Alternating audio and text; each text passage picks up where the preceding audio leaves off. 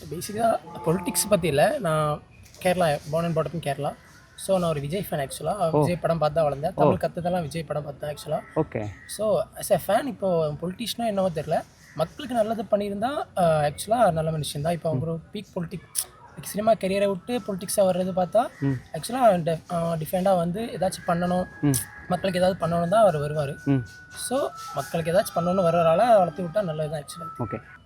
இப்போ வர்ற peak time பார்த்தா அவர் நல்லா பண்ண மாதிரி தான் தெரியுது. ஸோ ஒரு சான்ஸ் கொடுத்தா நம்மளுக்கு தெரியும். ஆனால் எங்கேயுமே எந்த பார்ட்டிக்குமே இல்லாத ஒரு ரெஸ்ட்ரிக்ஷன்ஸான இவருடைய மீட்டிங்க்கு கவர்மெண்ட் வந்து நிறைய கைட் பண்ணுறாங்க. ஆக்சுவலாக நான் ஒரு இதில் கேட்டேன், சேர் கூட கிடைக்காம கேரளாலேருந்து சேர் எடுத்தாங்க, அது நிறைய ரெஸ்ட்ரிக்ஷன்ஸ் வருதுன்னு. அதான் ஒருத்தர் வளர வரும்போது தடுக்கிறது அதெல்லாம் நடக்கிறது தானே. ஸோ அப்படி தான் இருக்கும் ஆக்சுவலாக. இப்போ 2026 ஒரு சிஎம் ஆனால் உங்களுக்கு ஓகேயா? எனக்கு பிரச்சனை. இப்போ நான் சென்னை வந்து 1 year தான் ஆகுது ஆக்சுவலாக.